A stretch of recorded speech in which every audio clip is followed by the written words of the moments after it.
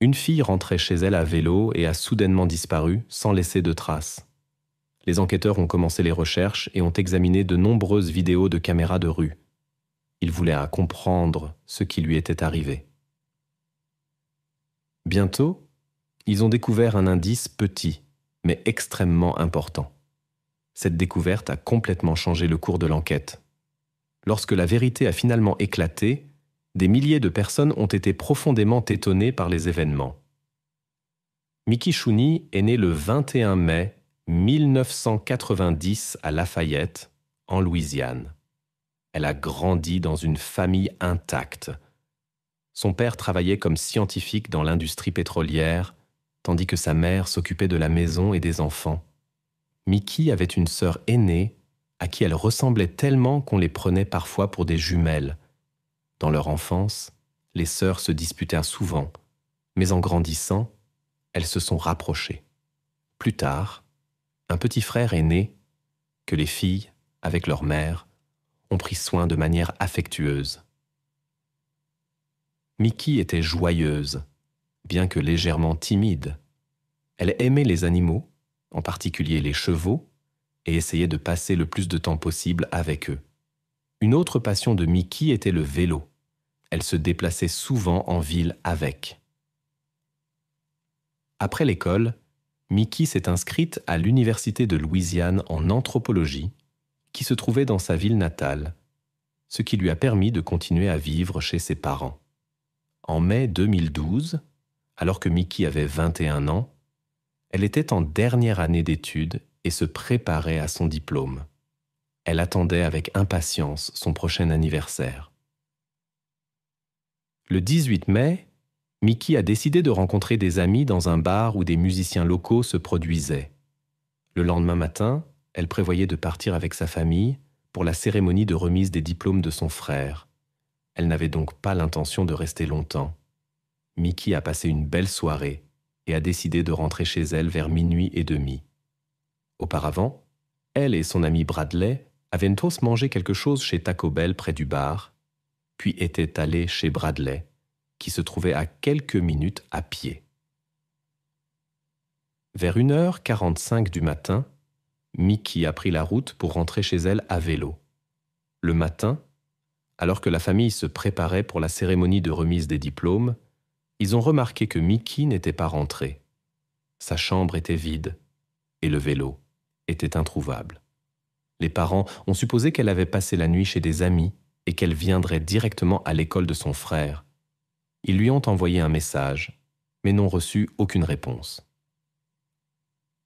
Lorsque Mickey ne s'est pas présenté à l'école, ses proches ont commencé à s'inquiéter sérieusement. Elle était très responsable et n'aurait pas manqué un événement aussi important, sans raison valable.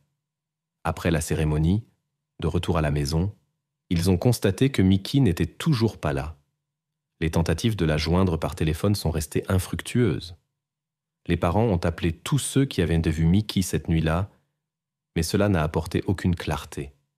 Finalement, vers 17h, ils ont décidé de contacter les enquêteurs. Quand Mickey n'est pas rentrée chez elle, malgré son âge adulte, la police a immédiatement commencé les recherches. Ils ont d'abord interrogé les amis avec qui elle était allée au bar. Lorsqu'ils ont appris que la jeune femme était allée chez Brett, les enquêteurs se sont rendus chez le jeune homme. Brett a raconté que Mickey était parti de chez lui vers 2h45 du matin. Il lui avait proposé d'attendre des amis communs qui devaient encore venir, mais elle avait refusé, mentionnant qu'elle devait se lever tôt pour la cérémonie de remise des diplômes de son frère.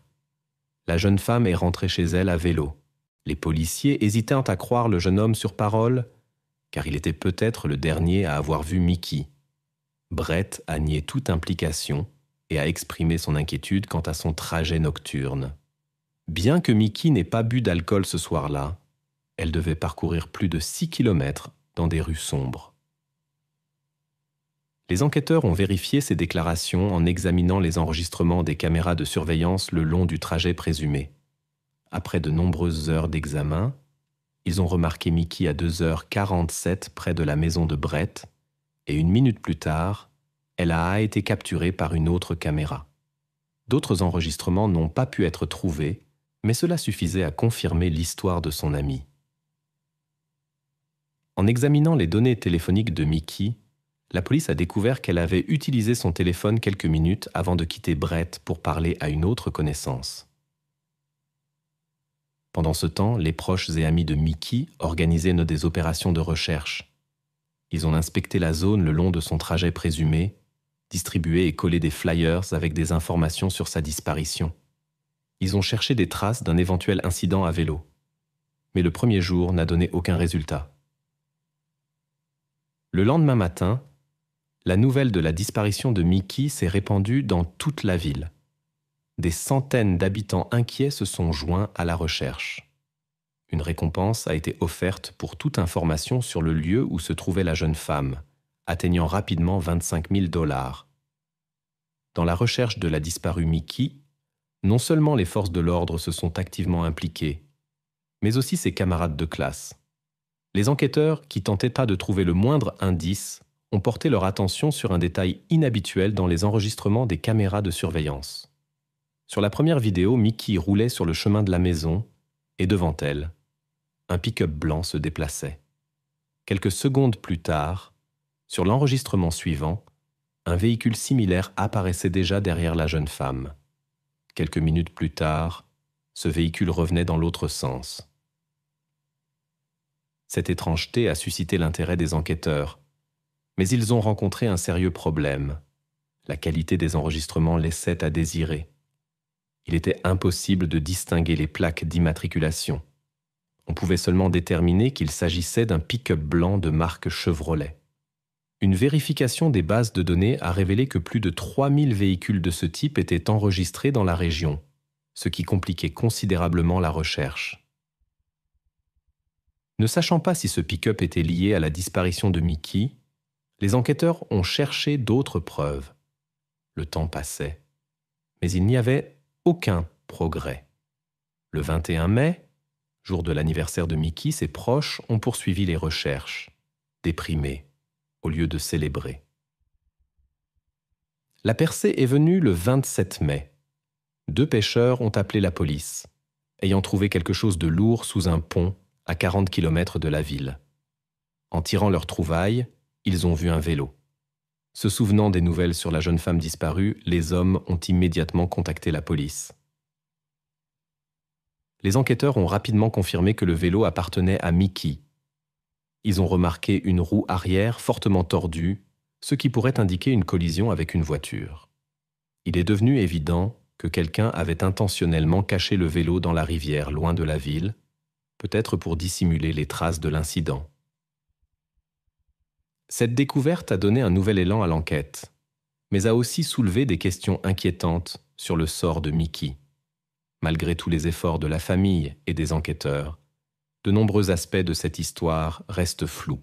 Les enquêteurs supposaient que Micah pourrait se trouver dans un plan d'eau. C'est pourquoi ils ont fait appel à des plongeurs pour une inspection minutieuse de la rivière. Malheureusement, ces recherches n'ont donné aucun résultat. Tout au long de l'enquête, les forces de l'ordre ont reçu divers rapports de citoyens. Dès le début, la police a publié une image d'un pick-up blanc provenant d'une caméra de surveillance et a demandé de l'aide pour identifier le conducteur. L'un des rapports mentionnait un certain Rocky, prétendument le propriétaire d'un véhicule similaire.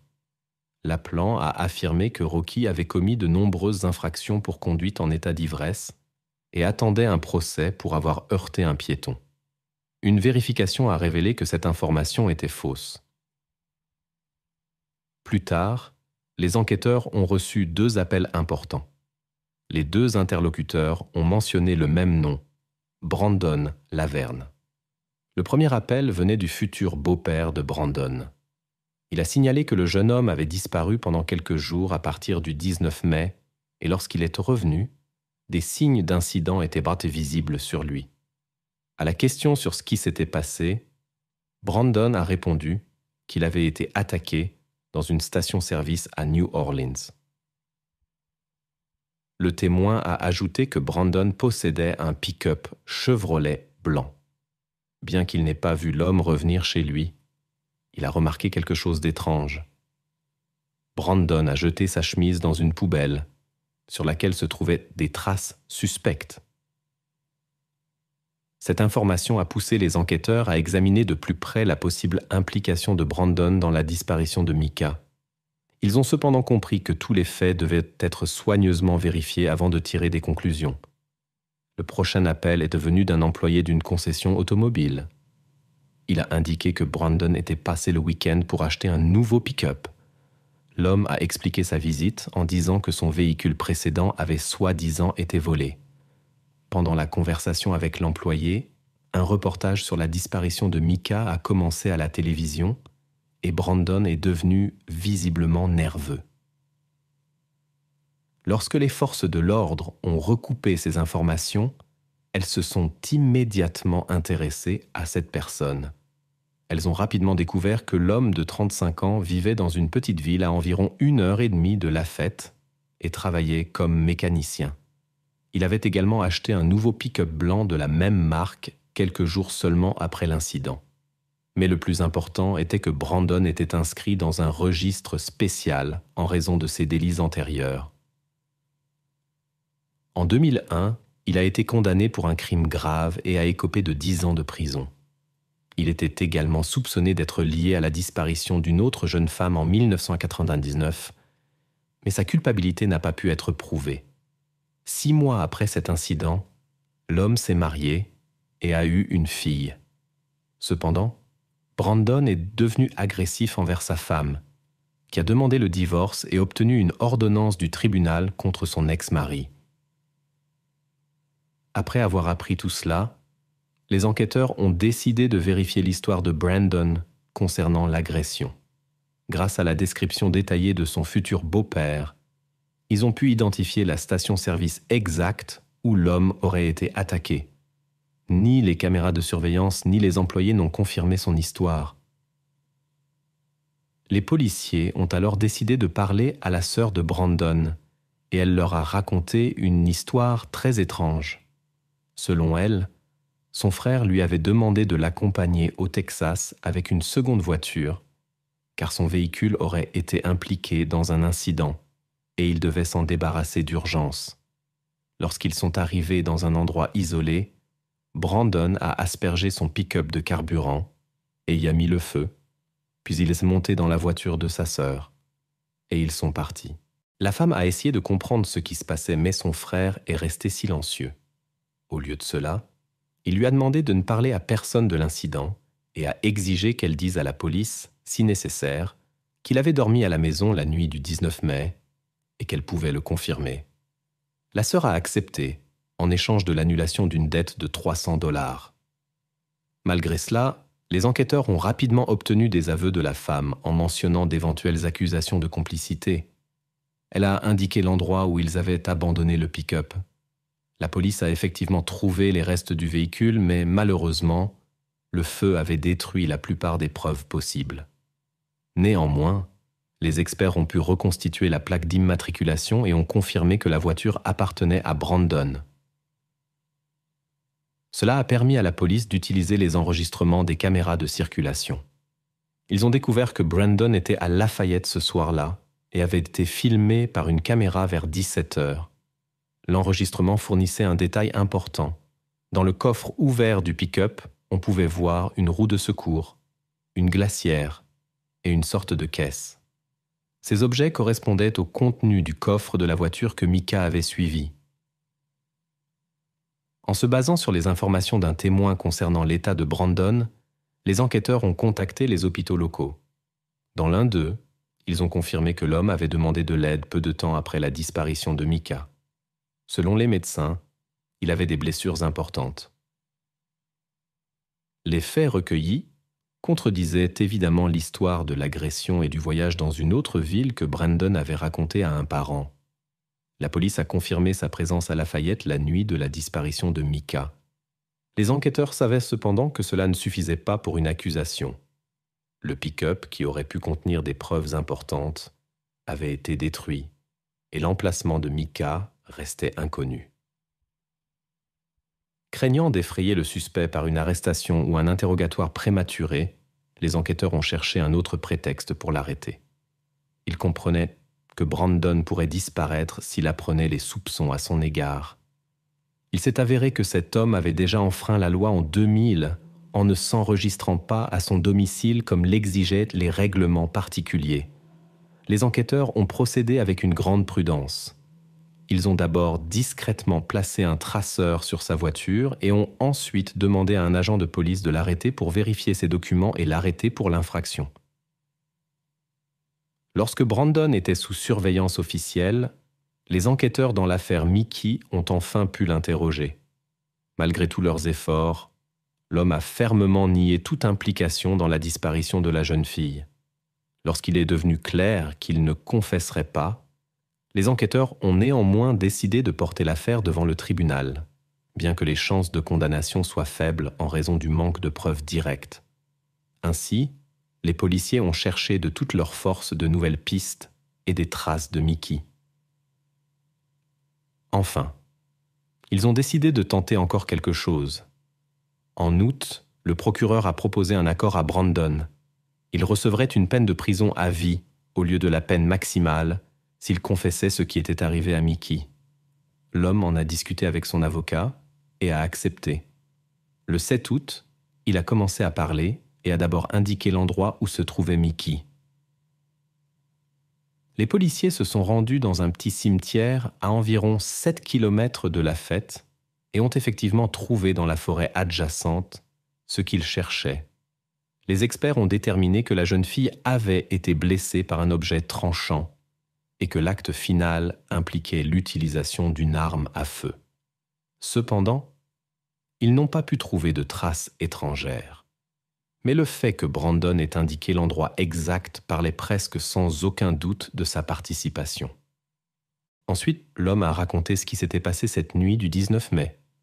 D'abord, il a donné une histoire que personne n'a crue. Brandon a dit qu'il avait accidentellement heurté Mickey avec sa voiture alors qu'il était ivre.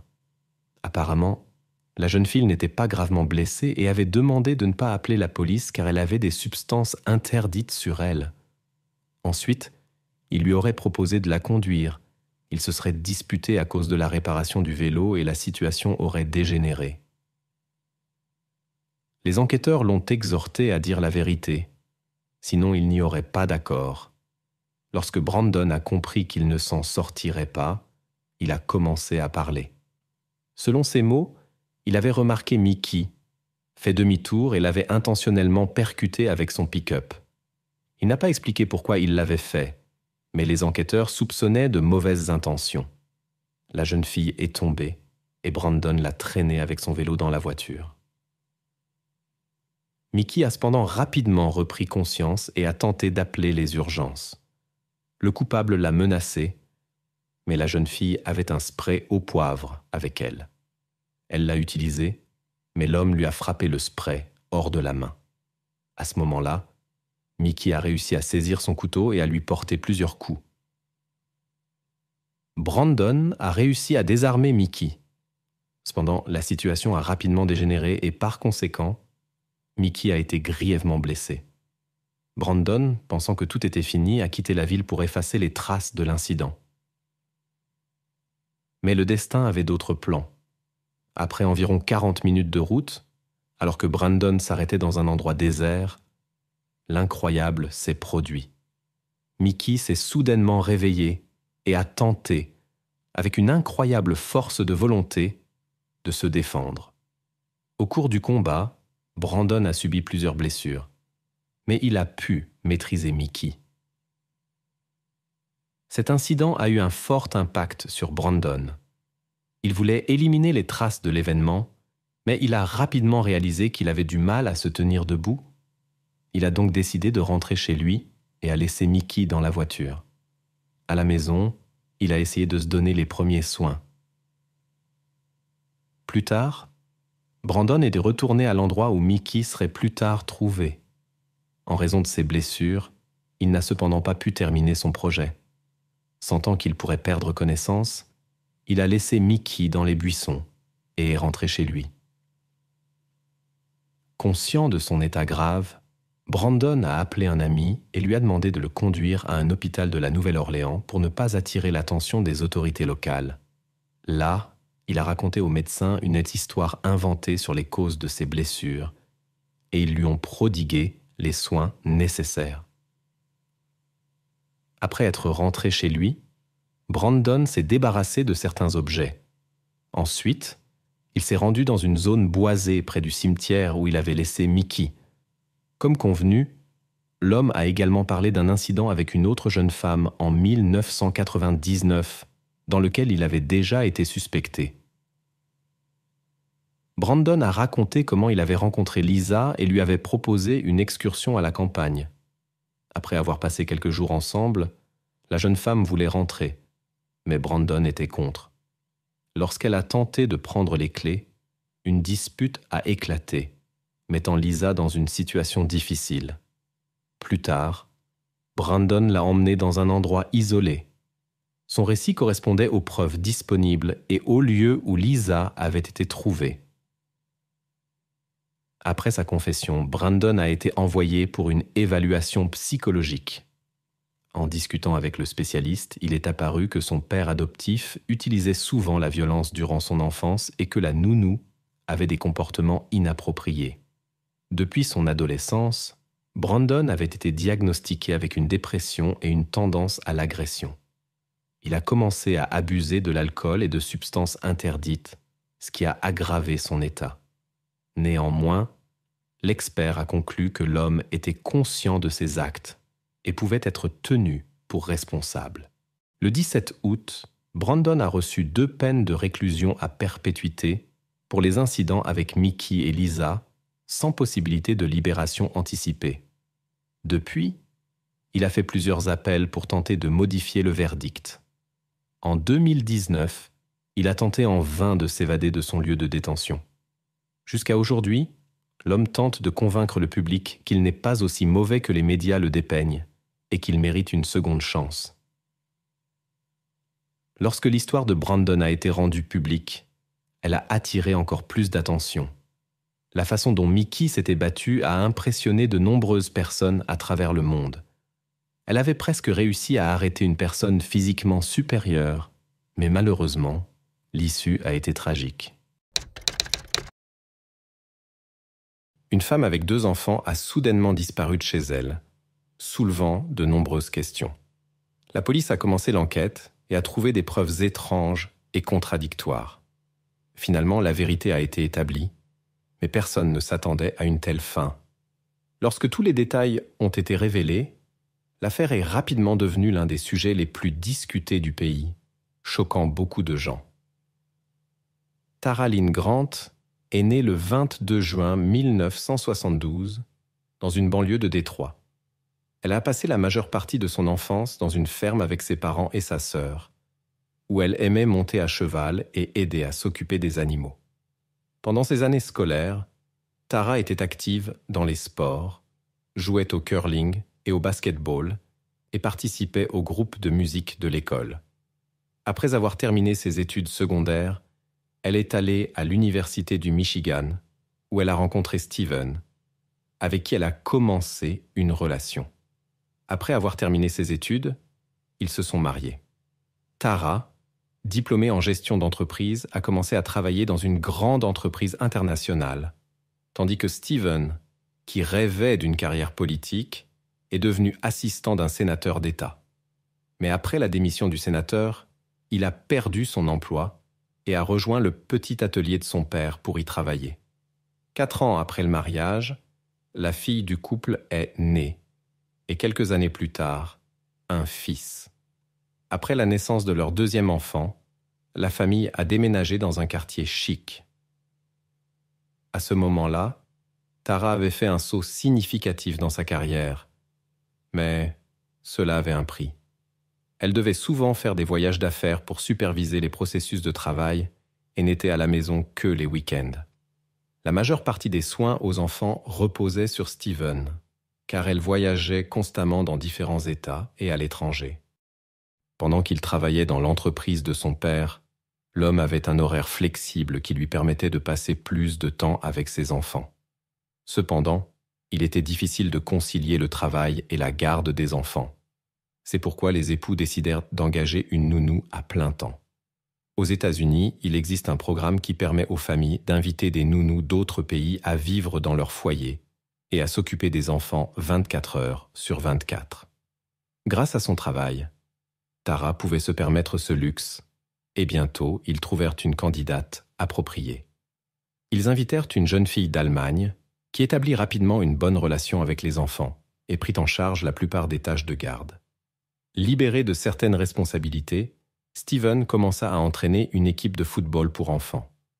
Malgré la situation financière stable de la famille, l'absence constante de Tara affectait négativement sa relation avec son mari. Elle ne rentrait à la maison que les week-ends, ce qui entraînait des disputes fréquentes entre elle et Steven. Tara espérait qu'avec sa nouvelle promotion, elle pourrait modifier son emploi du temps et passer plus de temps à la maison. Jusqu'à ce moment-là, cependant, elle était presque tous les jours en déplacement. Cela continua jusqu'au 14 février 2007, quand quelque chose d'inattendu se produisit. Le jour de la Saint-Valentin, Steven appela la police et signala que Tara était injoignable depuis 5 jours.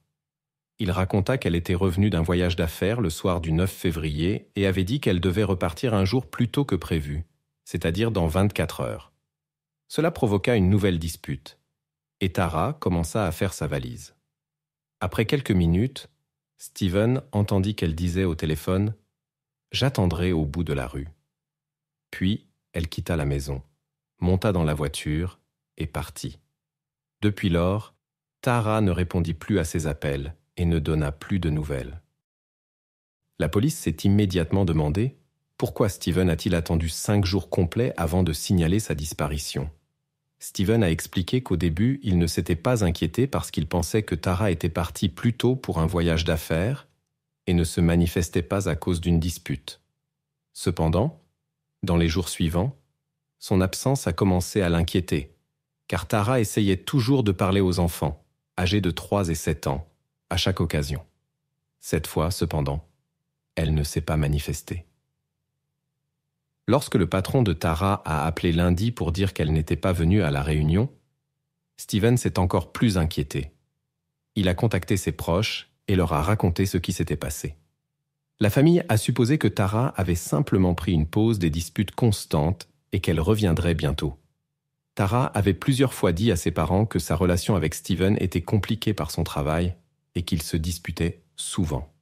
Les proches ont donc pensé qu'elle avait simplement pris une pause. Cependant, le temps passait, et Tara n'apparaissait pas et ne répondait pas aux appels. Finalement, Steven a commencé à soupçonner quelque chose et s'est tourné vers la police. Lorsque Steven a répondu aux questions de la police, les enquêteurs ont remarqué des égratignures suspectes sur lui. Les enquêteurs ont demandé si la dispute avec Tara s'était aggravée. Mais Steven a nié cela et a expliqué qu'il travaillait avec des pièces métalliques dans l'usine de son père, ce qui avait causé les égratignures. Après l'interrogatoire, les enquêteurs ont demandé à fouiller la maison, et Steven a accepté. En arrivant à la maison, la police a remarqué que toutes les affaires importantes de Tara, y compris ses documents, son sac à main et sa valise, avaient disparu. Steven leur a donné accès à son ordinateur, et ils ont examiné le compte bancaire de Tara. Il n'y avait aucune transaction depuis sa disparition, ce qui était étrange car lors d'un voyage, elle aurait eu besoin d'argent pour les billets, l'hôtel et d'autres dépenses. Cependant, il n'y avait aucun mouvement sur son compte au cours des 5 derniers jours. La fouille de la maison n'a révélé aucun indice pouvant éclaircir la disparition de Tara. Rien n'indiquait qu'elle avait été impliquée dans un incident. Les enquêteurs ne pouvaient qu'essayer de retracer ses mouvements à partir du 9 février pour comprendre ce qui lui était arrivé. Les policiers locaux avaient peu d'expérience dans l'enquête sur de tels cas, car leur région était considérée comme l'une des plus calmes. Ils s'occupaient généralement de petits conflits de voisinage et d'autres incidents mineurs. Finalement, ils ont proposé à Steven de passer un test au détecteur de mensonges, mais il a catégoriquement refusé. Il a déclaré qu'il ne ferait jamais de mal à sa femme et a éclaté en larmes. Finalement, les policiers sont partis et ont réfléchi à ce qu'ils allaient en faire ensuite. Mais le lendemain matin, Steven a appelé lui-même et a dit qu'il était prêt à être interrogé. Peu de temps après, cependant, son avocat a appelé les enquêteurs et a expliqué qu'il avait conseillé à son client de ne pas le faire. La police considérait Steven comme le principal suspect parce qu'il était le mari de la femme disparue.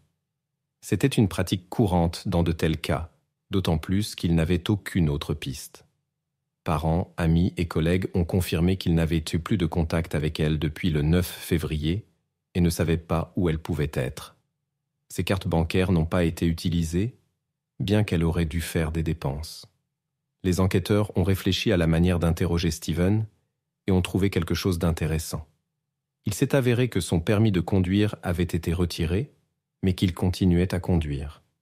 Les policiers ont attendu qu'il monte dans la voiture et l'ont arrêté. Mais il s'est de nouveau senti comme un suspect et a refusé de parler. L'avocat a rapidement payé une caution pour lui, et Steven est rentré chez lui. Les policiers ont continué à chercher des indices et ont demandé les relevés d'activité de son téléphone portable. Le dernier appel passé par Tara a eu lieu le jour de sa disparition. Elle a appelé Steven depuis l'aéroport et lui a dit qu'elle serait bientôt à la maison. Après cela, son téléphone a reçu de nombreux appels de son mari qui sont allés sur la messagerie vocale. Les enquêteurs ont écouté ces messages dans lesquels Steven lui demandait de répondre ou de le rappeler. Il la réprimandait aussi d'avoir laissé les enfants et la suppliait de rentrer à la maison pour eux. Le téléphone était éteint et selon le fournisseur de téléphonie mobile, il s'était connecté pour la dernière fois aux antennes relais près de la maison de Tara la nuit du jour de sa disparition. À ce moment-là, les policiers n'ont constaté aucun appel entrant. Steven avait dit précédemment que quelqu'un avait appelé Tara avant qu'elle ne quitte la maison et elle avait dit qu'elle attendrait dehors. Cependant, les enregistrements des appels de Steven sur la messagerie vocale semblaient sincères aux enquêteurs. Il était vraiment inquiet pour sa femme et était en colère contre elle d'avoir laissé les enfants. Néanmoins, ils hésitaient à le retirer de la liste des suspects, mais ils n'avaient pas non plus d'autres pistes. Stephen évitait de parler à la police car il les accusait de perdre leur temps avec lui au lieu de chercher Tara. Cependant, il travaillait activement avec la presse qui rapportait l'affaire dès le début. La mystérieuse disparition de Tara attira rapidement l'attention du public et Stephen apparaissait régulièrement devant les caméras, lui demandant de rentrer à la maison. Lorsque l'agence par laquelle Steven et Tara avaient trouvé la nounou apprit l'incident, elle décida de renvoyer la jeune fille en Allemagne. Avant cela, elle fit une déclaration à la police disant que son séjour dans la maison s'était bien passé. La jeune fille raconta que la nuit où Tara était rentrée à la maison, elle était avec des amis dans un bar. À son retour, elle vit Stephen manifestement bouleversé qui lui dit que Tara venait de partir. Malgré son refus de parler à la police, Stephen engagea un détective privé, un ancien agent du FBI, pour mener sa propre enquête, mais lui non plus ne put retrouver Tara. Sans autres indices, la police décida de changer de tactique. Ils contactèrent l'agence par laquelle Stephen et Tara avaient trouvé la nounou et découvrirent compte des détails intéressants. Il s'avéra qu'avant la jeune fille d'Allemagne, 6 nounous avaient travaillé pour eux, chacune pendant peu de temps. Les enquêteurs leur parlèrent et presque toutes remarquèrent que le comportement de Stephen n'était pas seulement étrange, mais aussi effrayant. Elles rapportèrent qu'ils fouillaient dans leurs affaires, posaient des questions personnelles et parlaient souvent brutalement lorsqu'ils donnaient des ordres. Cela amena la police à se demander pourquoi la dernière nounou d'Allemagne avait décrit son expérience dans cette maison de manière exclusivement positive. Ils obtinrent la permission de surveiller ses emails et ses appels téléphoniques. Ils découvrirent des informations inattendues. La correspondance montrait qu'il y avait une liaison entre la nounou et Stephen. Il s'est avéré que la jeune fille de 19 ans était avec Steven pendant que Tara était en voyage d'affaires, et cela a duré jusqu'à son départ forcé. Bien que ce soit un signal important pour la police, l'infidélité en soi ne prouvait pas que Steven était impliqué dans la disparition de Tara. Donc les enquêteurs continuaient à chercher d'autres indices. En parlant avec les parents et amis de Tara, il s'est avéré qu'aucun d'eux n'aimait Steven depuis son mariage avec elle. Selon eux, il se comportait toujours de manière étrange, essayait de contrôler chacun de ses mouvements et ne s'entendait avec personne dans sa famille. Après un certain temps, les enquêteurs ont découvert quelque chose de plus. Ils ont été contactés par l'ex-petite amie de Steven. avec qui il était avant de rencontrer Tara, et elle a raconté beaucoup de choses intéressantes à la police. Elle a affirmé que Steven l'avait contacté il y a quelques mois et que leur conversation était devenue de plus en plus ouverte avec le temps. Finalement, Steven a commencé à parler ouvertement du désir de la rencontrer et de se rapprocher, bien qu'ils soient tous deux mariés. Il se plaignait aussi de Tara et de son absence constante, soupçonnant qu'elle avait une liaison avec son patron. Il a même admis avoir installé un programme spécial sur son ordinateur pour lire ses messages, mais n'a trouvé aucune confirmation de ses soupçons. Tout cela a fait réfléchir encore plus la police sur l'implication possible de Steven dans la disparition de Tara, mais ils avaient encore besoin de preuves. Plusieurs semaines s'étaient écoulées depuis la disparition de Tara, et les enquêteurs ont commencé à craindre qu'il soit trop tard pour la chercher. Ils ont lancé une recherche à grande échelle d'indices sur cette affaire. Des volontaires ont été recrutés, des zones dans un rayon de plusieurs kilomètres autour de la maison de Tara ainsi qu'un grand parc à proximité ont été fouillés. La recherche a duré plusieurs jours, mais n'a donné aucun résultat. Cela a duré jusqu'au 28 février, lorsqu'une femme locale qui se promenait dans le même parc a appelé la police. Elle était au courant de la disparition de Tara et avait lu dans les nouvelles que la police cherchait des indices dans le parc. Par conséquent, la femme est restée vigilante et a observé attentivement les environs, dans l'espoir de découvrir quelque chose. Bientôt, elle a effectivement remarqué quelque chose d'inhabituel. Sous l'un des arbres le long du chemin se trouvait un sac couvert de branches et de neige. Il y avait quelque chose à l'intérieur, et la femme a décidé de l'examiner. En s'approchant, elle a vu à travers le sac des gants en caoutchouc et quelque chose qui ressemblait à des copeaux de métal, et au fond, elle a remarqué quelque chose de rouge foncé. La femme a pris le sac et l'a remis à la police. Les enquêteurs ont immédiatement reconnu qu'il pourrait y avoir quelque chose d'important au fond du sac et l'ont envoyé au laboratoire. Cependant, il y avait un problème. Les experts ont averti que l'analyse de l'ADN pourrait prendre jusqu'à 2 mois en raison de la charge de travail élevée. Néanmoins, ils ont examiné le contenu du sac et ont rapporté que la découverte pourrait effectivement être liée à une personne. La police a immédiatement concentré sa recherche sur la zone où le sac a été trouvé et a déployé toutes les forces disponibles. Steven n'a pas participé à cette recherche et a déclaré que les policiers avaient des préjugés contre lui. Alors que la police examinait le parc, Steven a donné une grande interview dans laquelle il a fait de nombreuses déclaration douteuse. Il a commencé à critiquer Tara pour ses fréquentes absences et la qualifier de mauvaise mère. Steven a affirmé que l'éducation des enfants reposait presque entièrement sur ses épaules et que Tara ne s'en occupait pas du tout. Cependant, les journalistes ont découvert que Steven gagnait très peu et que la famille vivait des revenus de Tara. Lorsqu'on lui en a parlé, il s'est mis en colère et a affirmé qu'il gagnait bien sa vie et qu'il n'avait pas besoin du soutien financier de sa femme. Il a également accusé sa femme de trahison, bien qu'il n'ait fourni aucune preuve. En général, Steven a constamment critiqué et condamné Tara dans l'interview et a raconté combien il était difficile pour lui dans ce mariage. Lors de l'entretien avec l'homme, les enquêteurs ont pu faire des progrès. Auparavant, ils avaient demandé au juge un mandat de perquisition pour la maison de Tara, mais n'avaient pas pu l'obtenir faute de preuves, et Steven ne leur avait pas permis de fouiller à nouveau la maison. Cependant, après avoir trouvé une preuve dans le parc, le juge a finalement accepté de délivrer un mandat de perquisition. Ils sont arrivés à la maison lorsque Steven est revenu de l'entretien. Les policiers l'ont informé qu'il voulait procéder à une perquisition. L'homme a ouvert la porte et a immédiatement appelé son avocat, qui a demandé aux policiers si son client était arrêté et a reçu une réponse négative. Steven a décidé de sortir promener son chien, l'a sorti de la maison et est parti. Les policiers ont commencé la perquisition.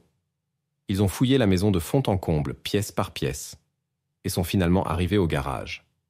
Dans le garage, l'un des enquêteurs a découvert un grand conteneur vert avec plusieurs sacs à l'intérieur. En ouvrant l'un d'eux, il a vu une substance inconnue et des vêtements de femme.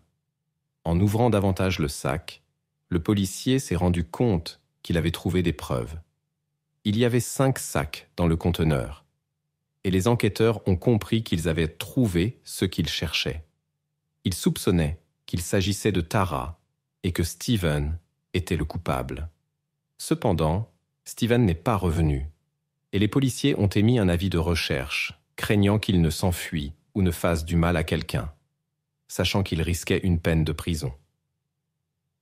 En même temps, les agents ont déployé des forces supplémentaires pour la recherche dans le parc, car dans le garage de Steven, seule une partie des preuves avait été trouvée. Plus de 100 agents des comtés voisins ont participé à la recherche, ce qui a rapidement donné des résultats.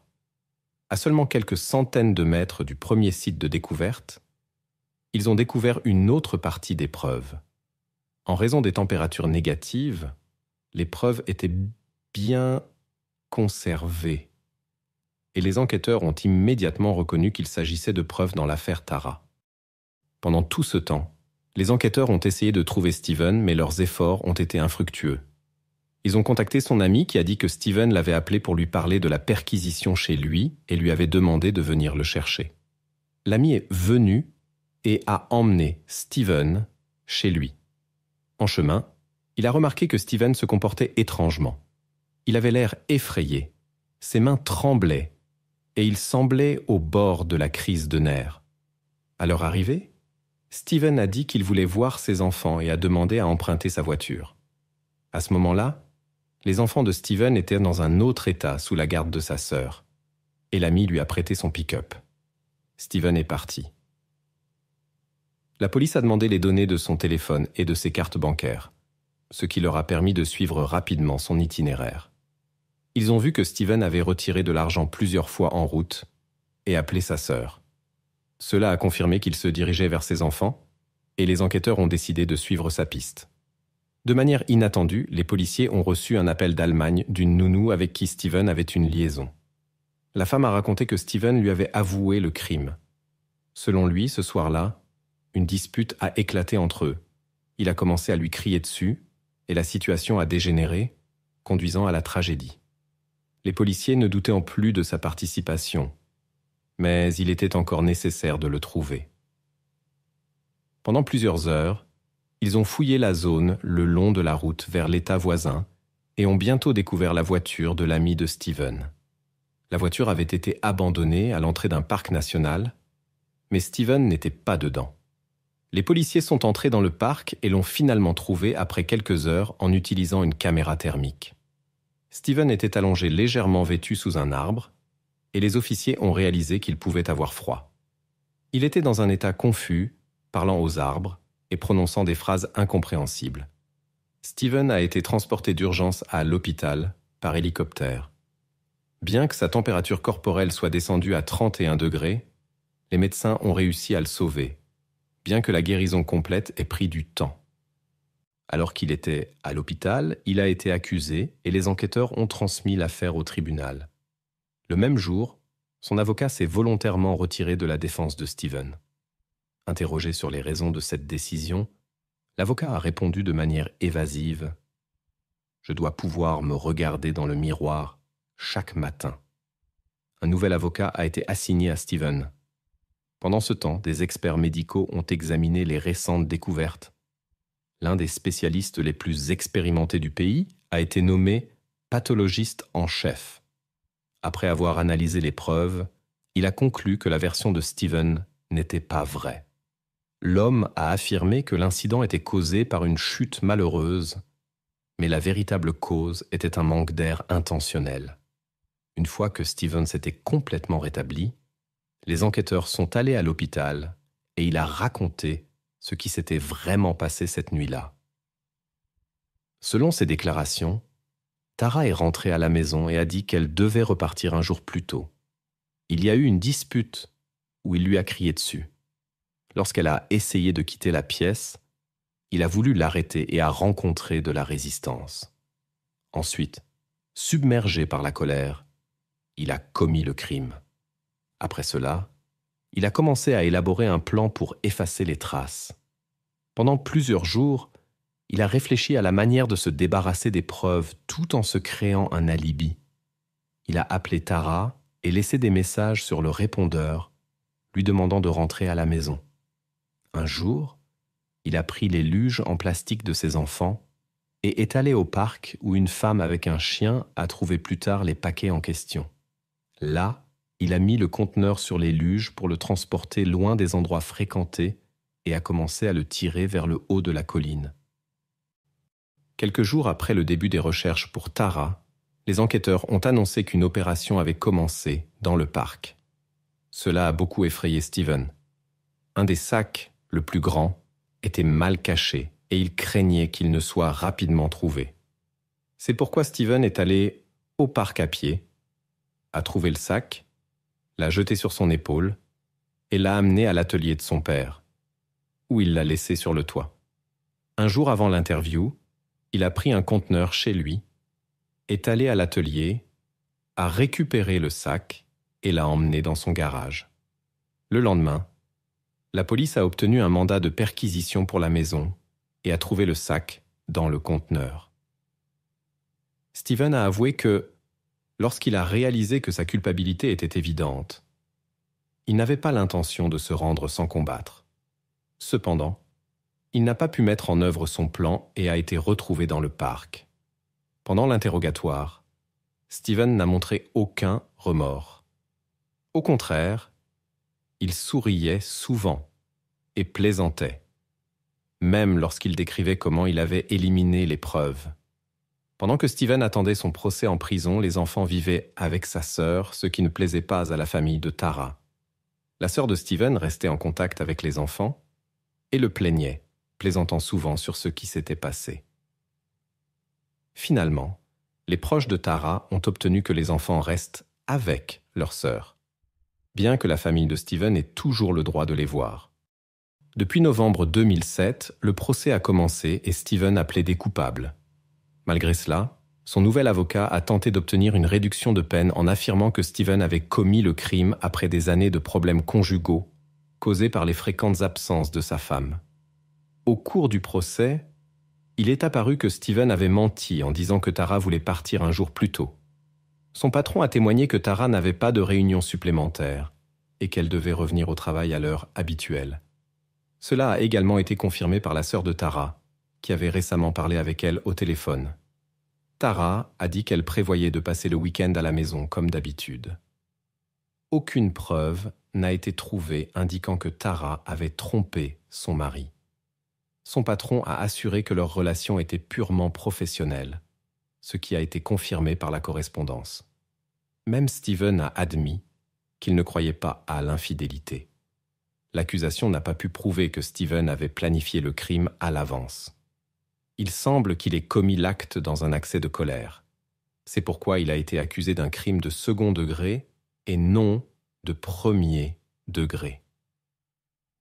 Le 21 décembre 2007, les jurés ont déclaré Steven coupable à l'unanimité et l'ont condamné à 50 ans de prison. L'avocat de Steven a tenté de faire appel du verdict, mais sans succès.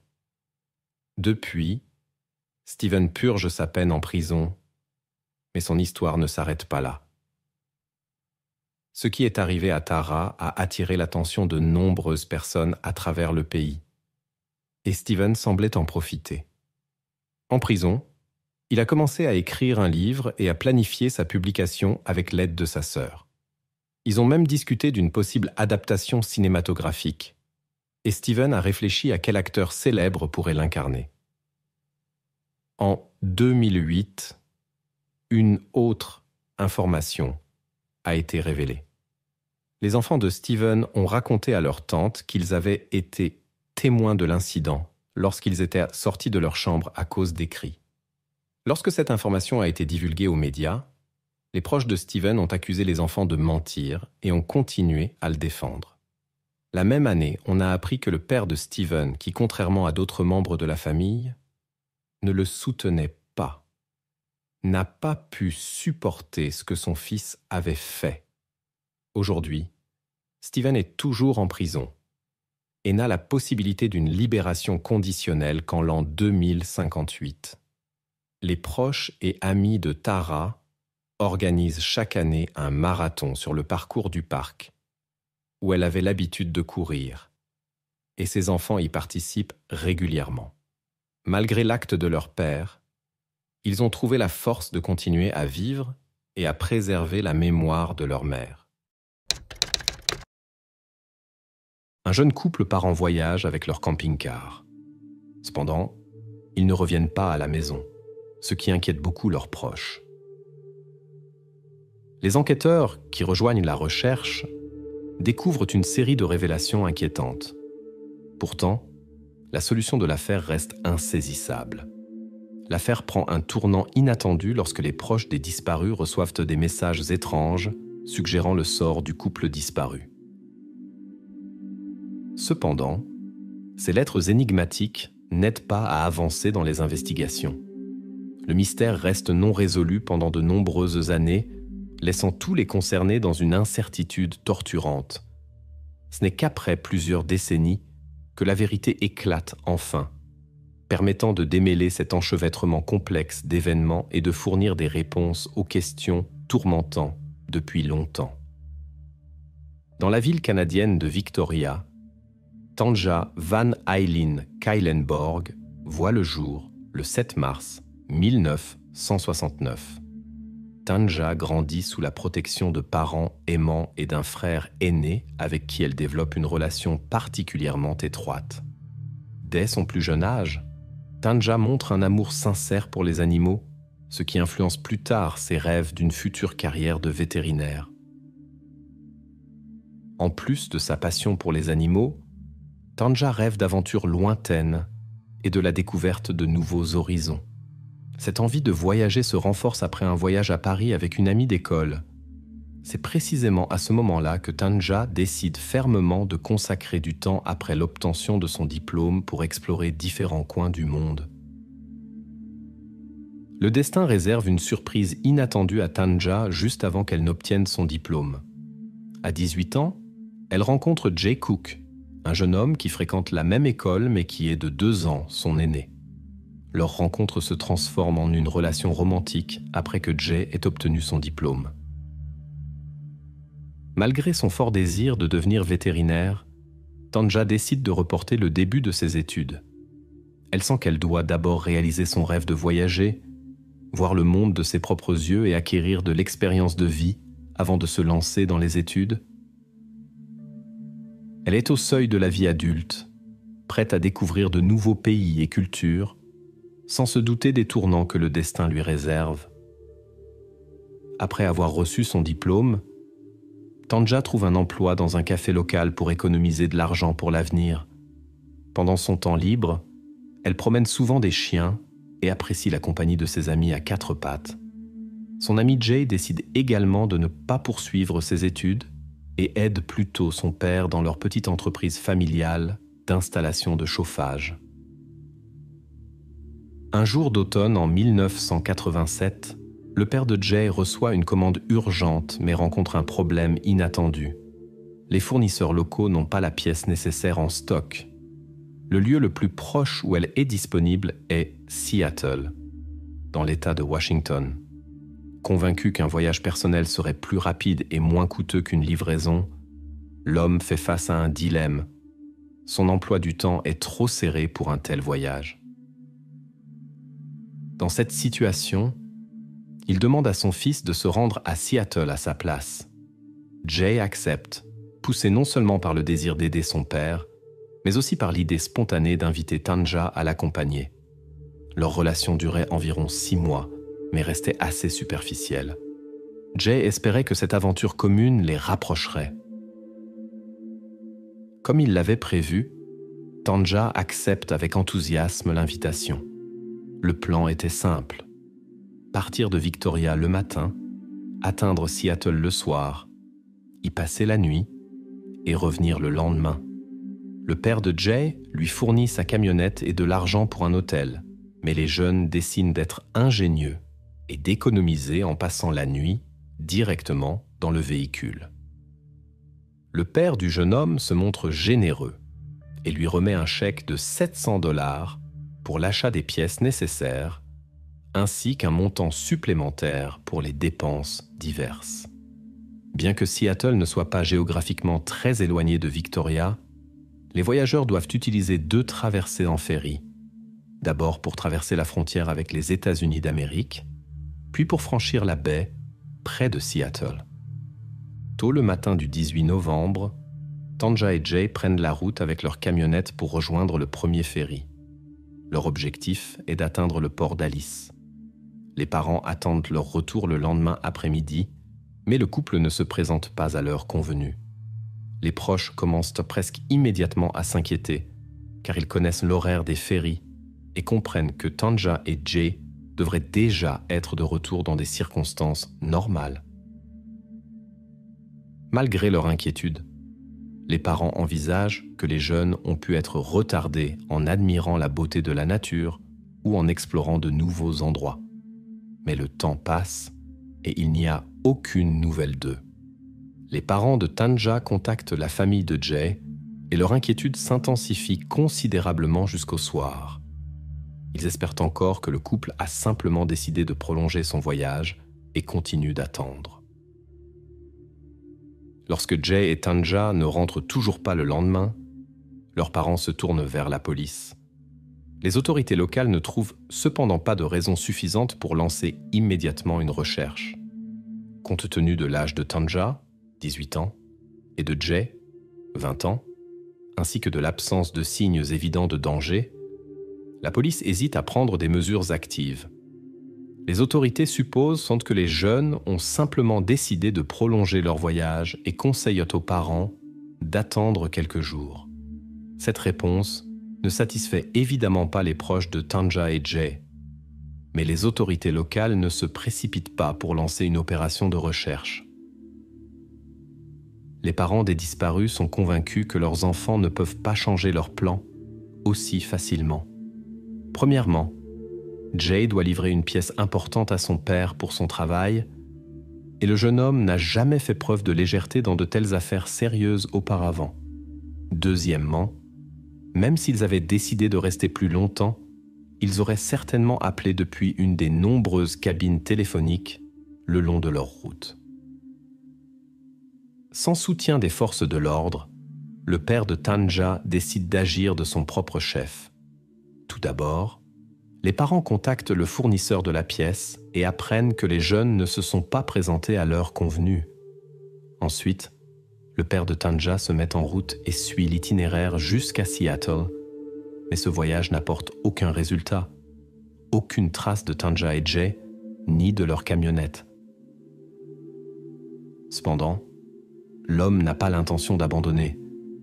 Il loue un hélicoptère avec un pilote auprès d'une entreprise privée pour inspecter la zone le long de leur route présumée depuis les airs.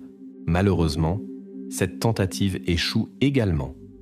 Les forêts denses couvrant une grande partie de la région ne permettent de rien distinguer d'essentiel. Sans perdre espoir, le père de Tanja prépare des affiches avec des informations sur les jeunes disparus et se rend à Seattle. Là, il commence à les afficher dans les endroits les plus fréquentés de la ville, espérant que quelqu'un ait vu sa fille et son compagnon. Les jours passent et il n'y a toujours aucune nouvelle du couple disparu. Les proches de Tanja et Jay ne perdent pas espoir et font tous les efforts pour les retrouver. Finalement, les autorités locales commencent à accorder plus d'attention à l'affaire, bien qu'elles pensent toujours que les jeunes ont simplement décidé de s'éloigner de chez eux pendant un certain temps et qu'ils réapparaîtront bientôt. Elles transmettent simplement la description de la camionnette et les caractéristiques du couple à leurs collègues de Seattle, leur demandant de les informer si un des agents de patrouille les voit. 5 jours après leur disparition, le 24 novembre, une découverte inattendue est faite dans une forêt près d'une petite ville située à environ 150 km au nord de Seattle. Un homme, se promenant le long d'une route avec une pente raide, remarque quelque chose d'inhabituel sous un arbre au pied de la pente. En s'approchant, il réalise qu'il a trouvé quelque chose de troublant et appelle immédiatement la police. Les officiers arrivant sur les lieux découvrent une trouvaille triste. Il s'agit d'une jeune femme dont l'état indique qu'elle a été traitée de manière extrêmement brutale. Les enquêteurs concluent que l'incident a dû se produire ailleurs, car l'environnement ne correspond pas à la nature de la découverte. En raison de l'absence de documents, les policiers se tournent vers la liste des femmes disparues. Ils soupçonnent rapidement qu'il pourrait s'agir de Tanja van Kuylen et contactent son père. Après une identification difficile, il est confirmé qu'il s'agit bien d'elle. Les enquêteurs commencent à reconstituer les événements. Ils savent que le jeune homme de 20 ans, Jay, était avec Tanja, mais sa localisation reste inconnue. Cette circonstance rend l'affaire encore plus mystérieuse et inquiétante. L'auto du couple a disparu sans laisser de traces, ce qui a amené les enquêteurs à réfléchir à son rôle possible dans cette histoire mystérieuse. Les proches de Jay ont catégoriquement rejeté l'idée de son implication dans l'incident. Ils affirment que le jeune homme a toujours été calme et qu'il appréciait sincèrement Tanja. De plus, il n'avait pas accès à certains objets qui jouent un rôle dans l'affaire. Alors que les forces de l'ordre tentent de localiser Jay, une information inattendue arrive. Dans une petite ville située à 30 km du lieu du crime, un habitant trouve des effets personnels de Tanja dans la rue. Il apporte d'abord sa découverte dans un bar, pensant que le propriétaire pourrait revenir les chercher. Cependant, après avoir vu un reportage, l'homme contacte immédiatement la police. L'examen de la zone autour du bar mène à la découverte d'une série d'objets pouvant être liés à l'affaire. Parmi eux se trouvent des éléments en plastique, des gants en caoutchouc et une boîte au contenu particulier. La découverte la plus importante est toutefois une camionnette garée à proximité, la même que celle avec laquelle Tanja et Jay voyageaient. L'état de l'intérieur du véhicule suggère que quelque chose d'extraordinaire s'y est produit. Malgré le désordre apparent, les enquêteurs réussissent à trouver quelques indices importants. De nombreux reçus pourraient aider à reconstituer l'itinéraire du couple, et un billet de ferry indique qu'ils ont atteint leur destination prévue. Les enquêtes sur la disparition mystérieuse de Tanja et Jay prennent des tournures inattendues. Les enquêteurs découvrent que l'appareil photo de Tanja qu'elle avait emporté en voyage manque dans le camping-car. Cela suggère que quelqu'un a pu le prendre pour des raisons inconnues. À l'intérieur du véhicule, les techniciens en criminalistique trouvent des traces qui pourraient éclaircir le mystère. Les échantillons sont envoyés au laboratoire pour analyse. À cette époque, l'analyse de l'ADN commence à peine à être utilisée en criminalistique, mais elle a déjà aidé à résoudre certains cas. Le laboratoire de Seattle mène une enquête et identifie du matériel génétique de 3 personnes, Tanja et 2 hommes inconnus. L'absence d'une base de données ADN unifiée au FBI rend l'identification de la 3e personne difficile sans comparaison directe. Ces découvertes amènent les enquêteurs à reconsidérer le rôle de Jay dans l'incident. Ils se demandent maintenant où il se trouve et dans quel état il est. La réponse arrive de manière inattendue. Le lendemain, le 26 novembre, un groupe de chasseurs trouve un homme inconscient près de Seattle. La police confirme qu'il s'agit de Jay Cook. Il présente de nombreuses blessures et les circonstances suggèrent une possible suffocation. La brutalité des événements laisse penser à des motivations personnelles et à une connaissance avec Jay. Les enquêteurs pensent que l'incident avec Jay a eu lieu plus tôt, étant donné sa proximité avec Seattle. Ensuite, l'inconnu a probablement conduit Tanja à la frontière canadienne, où les événements tragiques se sont déroulés. L'examen médical révèle des traces de la présence d'une personne étrangère près de Tanja, et l'analyse ADN montre une correspondance avec les échantillons trouvés dans le camping-car.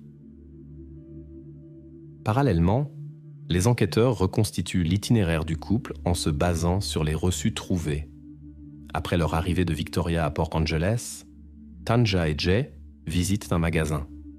Ensuite, ils se dirigent vers Seattle, mais semblent s'être égarés en chemin. Cela est attesté par un reçu d'un magasin à Hoodsport et le témoignage de la vendeuse. Elle se souvient que les jeunes gens ont demandé le chemin du ferry. Curieusement, la vendeuse a également remarqué un homme en imperméable marron qui semblait observer le couple. La prochaine étape du couple est dans la ville d'Allen, puis ils atteignent le ferry près de Seattle et achètent un billet. Plusieurs témoins les voient à proximité, mais les mouvements ultérieurs de Tanja et Jay restent inconnus des enquêteurs. Les enquêteurs commencent à vérifier différentes personnes ayant un passé douteux ou un comportement suspect. Cependant, ces efforts restent sans résultat.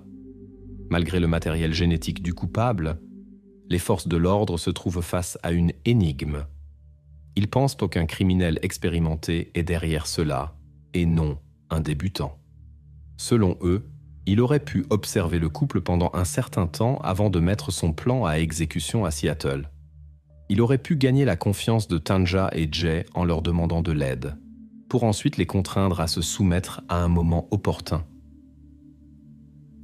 Les enquêteurs pensent que le coupable a délibérément laissé les effets personnels de Tanja et les gants en caoutchouc à un endroit visible, comme pour se moquer de la police. Cela suggère qu'il voulait indiquer l'inutilité de chercher des empreintes digitales. Curieusement, plusieurs empreintes sont trouvées sur la camionnette qui n'appartiennent ni à Tanja ni à Jay. Leur origine reste cependant un mystère et ne rapproche pas les enquêteurs de la solution. Après un mois, un événement inattendu se produit. Les proches de Tanja commencent à recevoir des messages, apparemment de l'auteur de l'incident. Dans ces messages, l'auteur avoue son acte, se moque des familles des victimes et prétend rester non identifié. Les tentatives de localiser l'expéditeur échouent. Les messages continuent d'arriver régulièrement, surtout pendant les fêtes, comme pour intensifier la douleur des proches de Tanja. Les enquêteurs découvrent que les lettres sont envoyées de différents endroits, suggérant que l'auteur voyage à travers le pays. Cependant, il n'exclut pas qu'il puisse s'agir d'une blague morbide. Les années passent, mais il n'y a pas de progrès significatif dans l'affaire. Les enquêteurs continuent d'examiner les suspects potentiels et envisagent la possibilité d'un tueur en série. Cette théorie est soutenue par la disparition de 2 autres couples dans la même région, bien qu'un lien entre les cas reste incertain. Certains criminels arrêtés au cours de ces années n'ont rien à voir avec l'affaire de Tanja et Jay. En 2003, l'enquête est relancée en entrant le matériel génétique dans la base de données ADN du FBI, mais aucune correspondance n'est trouvée. Les enquêteurs continuent de croire que le suspect doit avoir un passé criminel, malgré l'absence de percée. On suppose qu'il a soit échappé à une arrestation, soit été arrêté avant l'introduction de l'échantillonnage obligatoire de l'ADN. En 2010, l'affaire de Tanja et Jay prend une tournure inattendue après sa diffusion dans une émission de télévision populaire. Parmi les nombreuses réactions, un appel attire une attention particulière. L'appelant prétend connaître l'auteur des lettres mystérieuses reçues par les familles. Il s'avère qu'il s'agit d'un résident de Seattle de 78 ans, dont les voyages coïncident avec la géographie des envois de lettres. Bien que sa participation à l'incident lui-même ne soit pas confirmée, cela explique l'origine des lettres. En 2018, les enquêteurs se tournent vers une technologie innovante de création de portraits à partir de l'ADN. Les images obtenues sont diffusées dans les médias, mais ne fournissent aucun indice significatif. Sans perdre espoir, les enquêteurs décident d'utiliser la méthode de la généalogie génétique. L'analyse ADN dans des bases de données publiques les mène à un possible parent éloigné. L'examen de son arbre généalogique permet de restreindre la recherche à William Talbot, un homme de 55 ans vivant près de Seattle et travaillant comme chauffeur routier. Pour confirmer leurs soupçons, la police obtient secrètement un échantillon d'ADN de William qui correspond aux preuves de l'affaire. En mai 2019, 2018, 3 décennies après l'incident, Talbot est arrêté. Le procès commence en 2019. La défense tente de contester les preuves et suggère la possibilité d'une relation volontaire entre Talbot et Tanja. L'accusation présente cependant des preuves supplémentaires, y compris des empreintes digitales trouvées sur les lieux du crime. L'histoire des lettres ajoute une note mystérieuse à l'affaire. Les proches de Tanja reçoivent des courriers, prétendument de l'auteur du crime, contenant des aveux et des moqueries.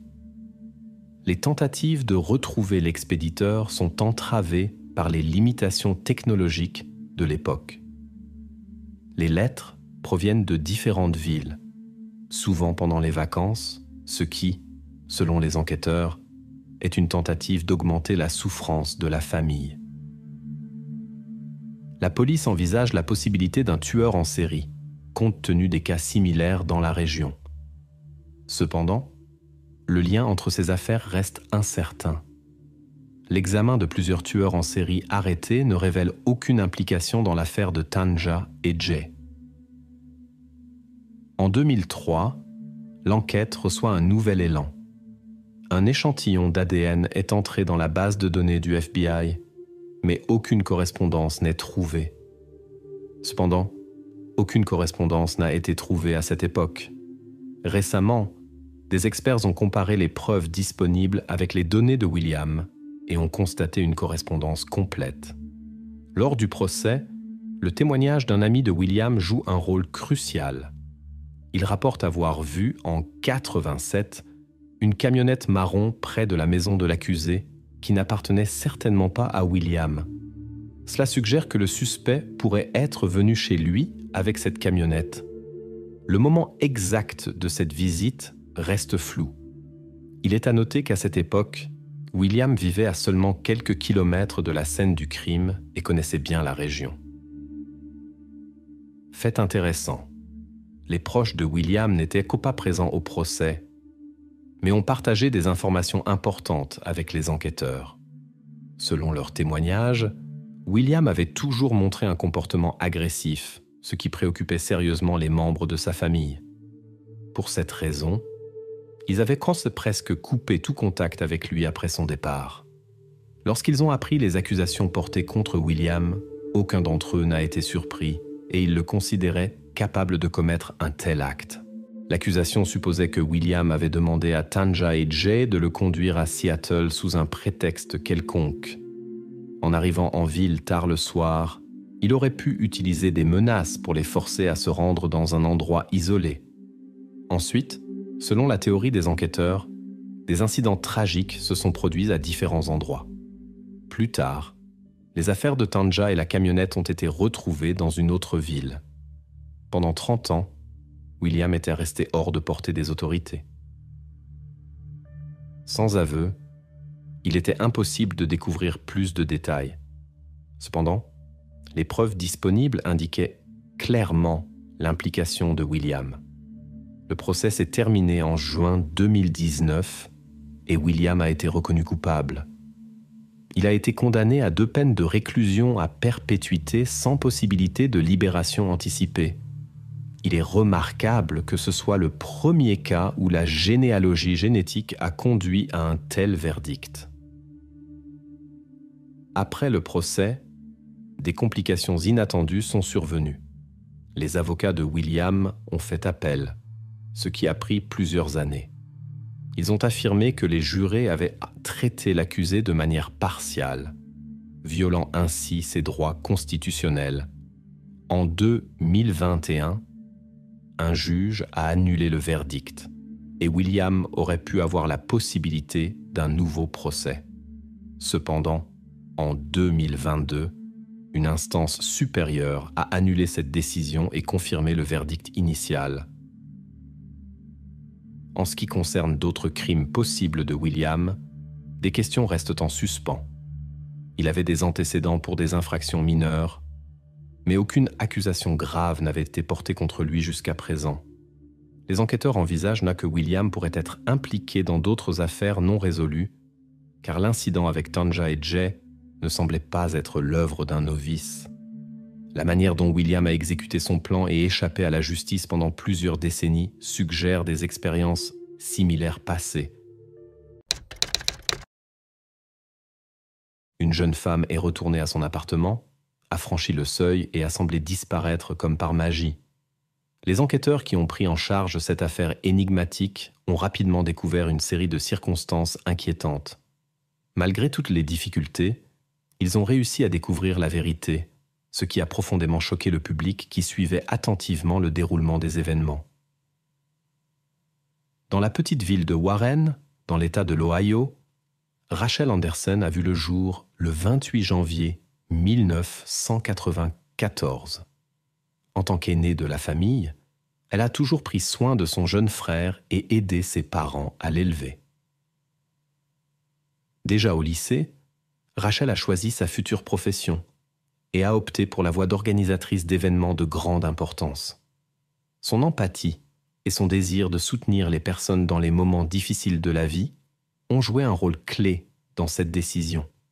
Elle voyait sa vocation dans l'aide aux familles pour organiser des cérémonies importantes. Le temps de Rachel à l'école a été marqué par diverses activités. Elle s'est passionnée pour le football et le volleyball et a également été membre actif du groupe musical local. Après avoir obtenu son diplôme, Rachel s'est inscrite dans une université près de sa ville natale, puis a poursuivi ses études dans une école technique à Cincinnati. En 2017, après avoir terminé sa formation, elle a déménagé à Columbus, où elle a commencé un stage dans une entreprise spécialisée. Dès le début, Rachel a impressionné la direction par son professionnalisme. Il était prévu de lui offrir un poste permanent après son stage. Rachel elle-même était attirée par l'atmosphère de cet endroit et rêvait de lier sa carrière à long terme avec lui. Une jeune femme nommée Rachel avait récemment loué un appartement confortable dans une banlieue calme. Elle se réjouissait de terminer son stage et de son prochain anniversaire. Le 28 janvier 2018, elle allait avoir 24 ans. Son frère cadet, John, décida de la surprendre avec une fête surprise. Il s'arrangea avec un couple d'amis pour organiser la fête chez eux et invita quelques amis communs. John, qui vivait encore dans leur ville natale, arriva la veille de la fête pour visiter sa sœur et passa la nuit chez elle. Comme Rachel devait aller travailler, elle laissa sa clé à son frère. La seule copie de rechange était conservée chez une amie pour toute éventualité. Ainsi, Rachel ne pouvait entrer dans son appartement que si John lui ouvrait la porte. Pour réunir tout le groupe, ils décidèrent de fêter le 27 janvier, un jour avant le véritable anniversaire de Rachel. Après le travail, elle se rendit chez ses amis où ils célébrèrent longuement son 24e anniversaire. La fête dura tard dans la nuit. Rachel et son frère passèrent donc la nuit chez les amis. Le lendemain matin, ils retournèrent à leur appartement et peu après, John rentra chez lui. En arrivant dans sa ville, il réalisa avec horreur qu'il avait oublié de rendre la clé à sa sœur. John appela immédiatement Rachel et elle lui dit qu'elle irait chercher la clé de rechange chez son ami. Il s'avéra que la clé se trouvait chez le même couple avec lequel ils avaient fait la fête. Quand Rachel les contacta, elle apprit qu'ils étaient partis emmener des invités dans une ville voisine et ne reviendraient que le soir. Elle décida de récupérer la clé après le travail et se rendit à son poste. Vers 6h30, Rachel récupéra la clé, dit au revoir à ses amis et rentra chez elle. En chemin, elle parla avec sa mère au téléphone pendant environ 10 minutes. Le lendemain matin, Rachel devait aller travailler, mais à la surprise de ses collègues, elle ne se présenta pas. Cela était extrêmement inhabituel, car la jeune femme accomplissait toujours ses tâches avec une grande responsabilité et enthousiasme. Pendant tout ce temps, elle n'était jamais arrivée en retard, et souvent, elle arrivait même plus tôt que nécessaire. Vers midi, le responsable inquiet décida d'envoyer un employé pour vérifier si Rachel allait bien. Étant donné la récente célébration de son anniversaire, la direction admit que la jeune femme aurait pu dormir plus longtemps, mais voulait tout de même s'en assurer. Le collègue frappa à la porte de l'appartement de Rachel pendant un moment, mais personne ne répondit. En voyant l'administrateur du complexe d'appartements, il lui demanda d'ouvrir la porte, mais celui-ci refusa et mentionna que la loi exige l'autorisation des résidents ou une ordonnance du tribunal. L'employé décida alors de regarder par la fenêtre du salon et remarqua quelque chose d'étrange. Il y avait une bougie allumée sur la table. Étant donné que personne ne répondait, cela semblait très suspect. Rachel aurait-elle vraiment pu laisser une bougie allumée et partir ? Le collègue inquiet décida d'appeler la police et peu après, un officier arriva sur les lieux. Un tournant inattendu s'est produit lorsque le gestionnaire de l'immeuble a informé que le contrat de location de l'appartement était au nom d'un homme et non de Rachel. Il s'est avéré qu'après son déménagement à Columbus, elle avait emménagé avec son petit ami, mais leur relation avait échoué. Cependant, les documents restaient à son nom. Et maintenant, son autorisation était nécessaire pour entrer dans l'appartement. Le gestionnaire de l'immeuble a contacté l'homme par le numéro de téléphone du contrat et celui-ci a donné son consentement. Le gestionnaire de l'immeuble a ouvert la porte avec une clé de service et est entré dans l'appartement. Rien d'inhabituel n'a attiré l'attention, sauf une bougie allumée. Il n'y avait aucun signe de lutte ou quelque chose de suspect qui pourrait alarmer la police. On aurait dit que Rachel était juste partie un moment et allait bientôt revenir. Finalement, les policiers ont quitté l'appartement et le gestionnaire de l'immeuble a fermé la porte. Bientôt, le petit ami de Rachel, Jonathan, a appris sa disparition, car ils avaient récemment célébré son anniversaire. Son patron l'a appelé, inquiet parce qu'elle ne s'était pas présentée au travail et qu'elle manquait à la maison. Le Jonathan inquiet a décidé de vérifier lui-même l'appartement. À son arrivée, il a constaté que Rachel n'était toujours pas là. Il a frappé insistance à la porte, a regardé par les fenêtres, mais sans succès. Cependant, sa voiture était sur le parking, bien qu'elle ne soit pas à sa place habituelle devant la maison, mais au coin de la rue. Cela semblait étrange, car dans de telles résidences, chaque résident a sa propre place de parking. La présence de la voiture indiquait cependant que Rachel ne pouvait pas être loin, ce qui ne faisait qu'augmenter l'inquiétude. À un moment donné, Jonathan a remarqué une voiture de patrouille qui passait et a attiré l'attention des policiers.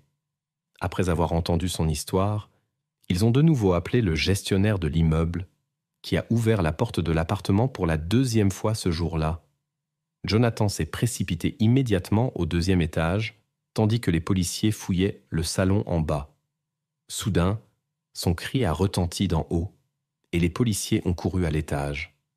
Dans le placard de la chambre de Rachel, ils ont fait une découverte horrible. Des preuves étaient partiellement enveloppées dans une couverture, et autour du cou, il y avait un vêtement qui était attaché à la porte intérieure du placard. Les techniciens de scène de crime appelés sur place n'ont trouvé aucun signe d'effraction ou de lutte, à part le placard avec les preuves. L'appartement avait l'air normal. Seule la sacoche de Rachel sur le sol du salon a attiré l'attention de la police. À l'intérieur, ils ont trouvé un reçu d'un restaurant de fast-food, et sur la table dans la chambre de Rachel, il y avait de la nourriture non terminée de ce restaurant. Le reçu datait de la veille, 17h30. Compte tenu de cela, les enquêteurs ont suspecté que quelque chose avait pu se produire peu après son retour à la maison et son dîner. Les enquêteurs ont également découvert que de l'argent et des cartes bancaires manquaient, ce qui pourrait indiquer un vol par le coupable.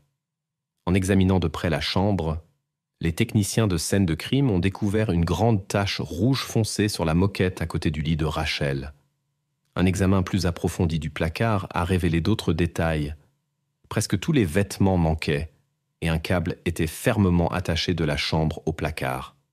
De plus, les mains et les pieds étaient fixés avec du tissu. Des spécialistes en médecine légale ont conclu que ce qui s'était passé était le résultat d'actes délibérés et non d'un accident. Lors de l'examen de la scène du crime, les experts ont trouvé du matériel biologique pouvant appartenir au coupable. L'échantillon a été immédiatement envoyé pour une analyse ADN. Pendant qu'une équipe de spécialistes examinait soigneusement l'appartement et la voiture à la recherche de preuves supplémentaires, une autre équipe interrogeait l'entourage proche de Rachel. Le frère de Rachel, arrivé à Columbus, a informé les enquêteurs des événements de la veille et a partagé ses pensées sur le coupable potentiel. Selon lui, Rachel avait mentionné peu avant l'incident le comportement étrange de Jonathan, le même ami qui l'avait trouvé. Elle avait raconté que Jonathan lui accordait trop d'attention lors d'une réunion avec des amis. Rachel soupçonnait qu'il avait pu développer des sentiments romantiques, ce qui semblait étrange compte tenu de son état civil. Elle avait même avoué à son frère qu'elle se sentait mal à l'aise en sa présence. Selon le frère, Rachel n'en avait plus parlé après cette conversation. De plus, quelques semaines plus tard, elle avait assisté à la fête d'anniversaire de Jonathan chez lui et sa femme. Le frère avait également mentionné que Rachel s'était plainte du comportement étrange de l'un de ses voisins, sans en préciser l'identité ni les raisons de son inquiétude. Les enquêteurs ont écouté la déclaration du frère et ont décidé de parler à Jonathan. Il a catégoriquement nié tout sentiment romantique pour Rachel et toute implication dans le crime. Jonathan a affirmé que la nuit de l'incident, il était chez lui avec sa femme, qui a confirmé son alibi. Malgré cela, les enquêteurs ne se sont pas précipités pour le libérer des soupçons. En plus des déclarations du frère de Rachel, ils étaient également préoccupés par le comportement de Jonathan à son arrivée dans l'appartement. En particulier, son mouvement rapide vers la chambre et le placard où se trouvait Rachel.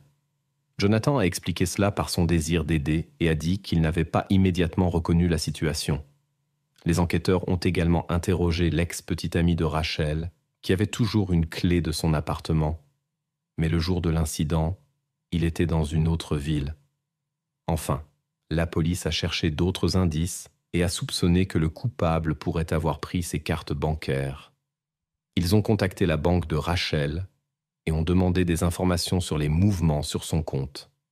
L'analyse des données a montré que le 28 janvier à 21h43, la carte a été utilisée pour retirer de l'argent à un distributeur automatique dans une épicerie. Selon les enquêteurs, Rachel ne pouvait pas y être personnellement à ce moment-là. Ils sont immédiatement allés au magasin et ont demandé les enregistrements des caméras de surveillance. Sur la vidéo, on voyait la voiture de Rachel arriver au magasin, mais au lieu d'elle, un homme est descendu du siège passager. Il a retiré de l'argent et est retourné à la voiture. La qualité de l'enregistrement permettait de reconnaître partiellement son visage, mais ce n'était pas suffisant pour l'identifier.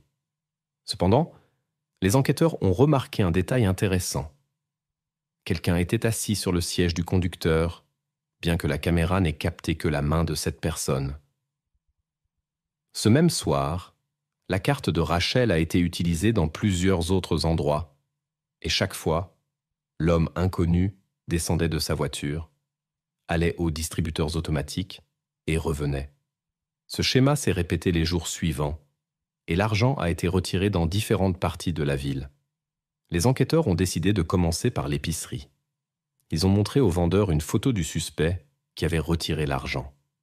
À leur surprise, le vendeur connaissait non seulement l'homme, mais connaissait aussi son nom. C'était un sans-abri nommé Anthony, qui apparaissait fréquemment dans le parking du magasin.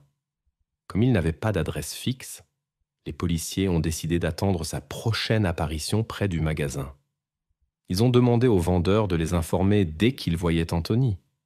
Quelques jours plus tard, le 8 février, le vendeur a appelé et a informé que l'homme était apparu dans le parking. Les policiers l'ont immédiatement arrêté. Lorsque Anthony a été interrogé sur l'origine de la carte bancaire de Rachel, il a raconté une histoire inhabituelle. Selon lui, il était assis devant le magasin la nuit du 28 janvier lorsqu'un inconnu s'est approché de lui.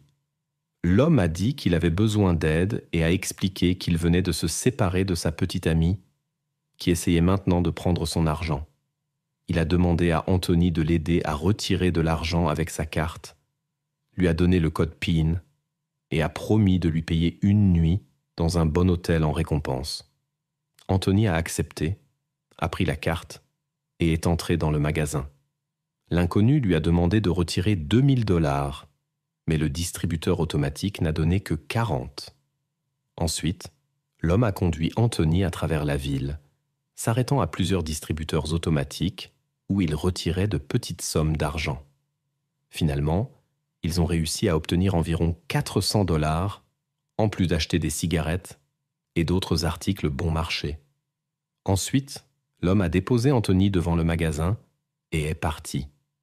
Le sans-abri ne l'a jamais revu. Anthony insistait obstinément sur sa version des faits et les policiers, qui prenaient en compte toutes les circonstances, en conclurent qu'il pouvait dire la vérité. Les caméras de surveillance montraient que quelqu'un d'autre conduisait la voiture de Rachel, ce qui correspondait à l'histoire du vagabond. Anthony a également donné une description détaillée du suspect. Un homme d'origine africaine, de taille moyenne, avec une coupe de cheveux courte et un accent typique du Sud. Les enquêteurs ont poursuivi leur investigation et analysé les vidéos de surveillance des endroits où de l'argent avait été retiré de la carte de Rachel. Bientôt, leurs efforts ont porté leurs fruits. Sur l'une des vidéos des distributeurs automatiques, ils ont découvert un homme essayant de cacher son visage. Cependant, un autre détail a attiré l'attention des enquêteurs. Dans la voiture du suspect, il y avait une femme.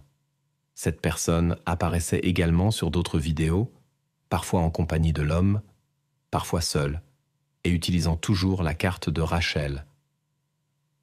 Étant donné que le vagabond n'a retiré de l'argent que le 28, mais que les transactions ont continué les jours suivants, les enquêteurs ont conclu que le coupable utilisait probablement la carte avec une amie ou une connaissance.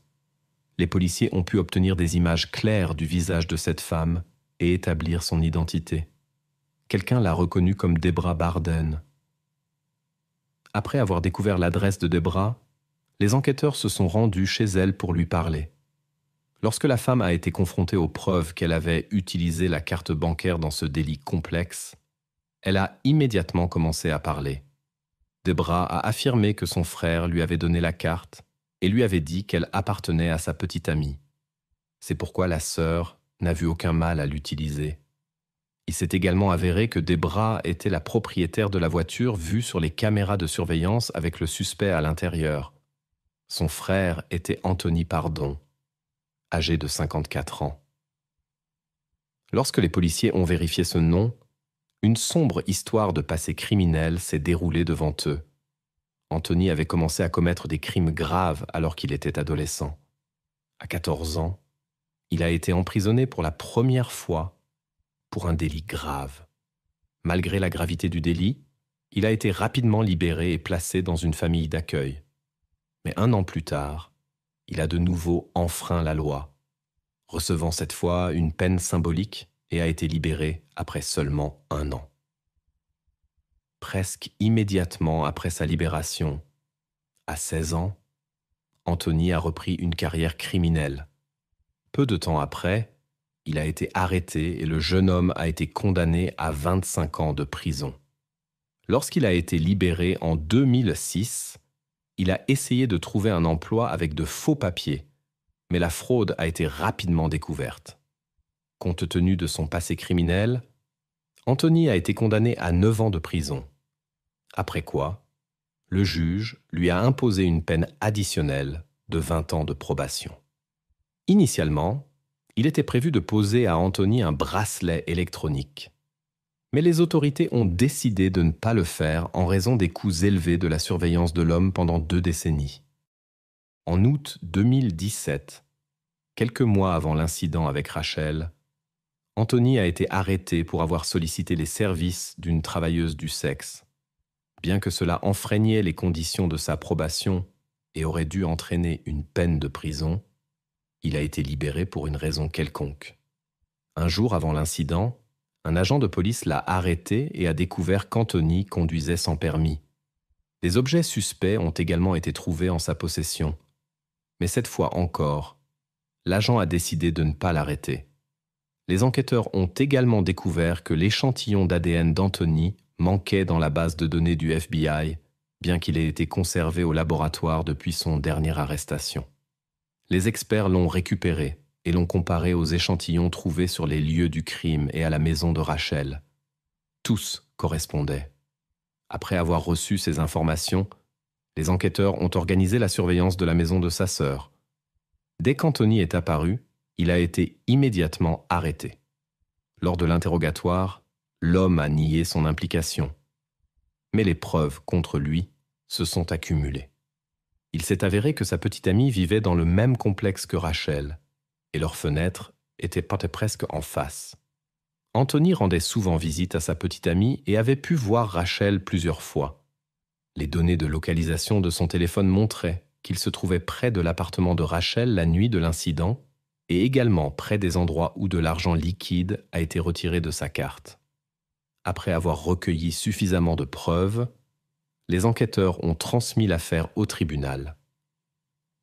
Pendant qu'Anthony attendait son procès en détention provisoire, il a écrit une lettre à une station de radio locale dans laquelle il soulignait son innocence et expliquait qu'on essayait de lui imputer l'incident en raison de ses infractions passées. L'homme a également tenté de retarder le début du procès. Lorsqu'il devait être conduit à une audience préliminaire, il a refusé de quitter la cellule et s'est agrippé au barreau.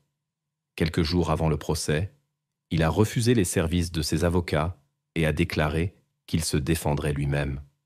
Cependant, il a ensuite changé d'avis et a repris les défenseurs. Finalement, le procès a commencé le 4 février 2012.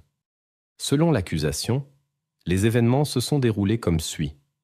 Anthony est entré dans la maison de Rachel en profitant du fait qu'elle avait temporairement laissé la porte déverrouillée lorsqu'elle est allée chercher la clé chez des amis. Cela explique l'absence de traces d'effraction. À l'intérieur, il s'est caché et a attendu. Lorsque Rachel est revenue, elle a commencé à manger la restauration rapide qu'elle avait achetée. Les restes de nourriture indiquaient que l'agresseur avait attendu un certain temps. À un moment donné, il est sorti de sa cachette et a commencé ses actions.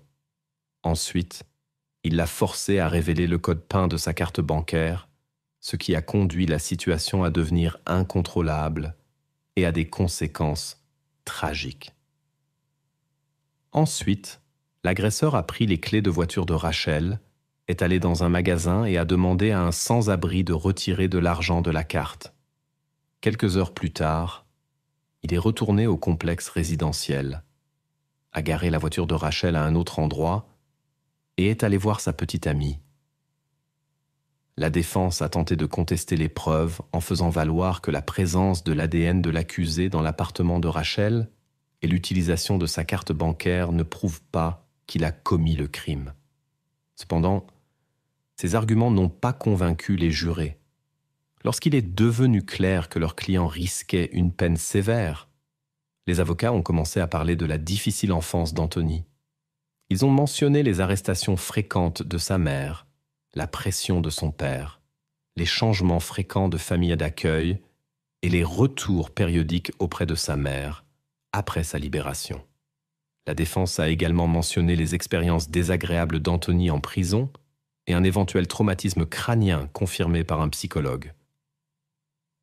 Dans sa plaidoirie finale, Anthony a répété les arguments de la défense sur son passé difficile et ses accusations contre le système judiciaire, sans montrer le moindre regret pour ses actes et sans mentionner le nom de Rachel.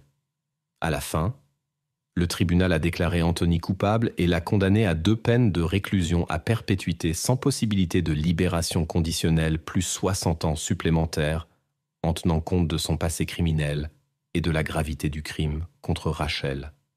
Les proches de Rachel étaient bon mécontents du rejet de l'accusation initiale du procureur, mais ont trouvé du réconfort dans le fait que l'agresseur ne serait plus en mesure de faire du mal à quiconque. En mémoire de Rachel, son université a créé une bourse en son nom, qui a depuis été attribuée à des centaines d'étudiants.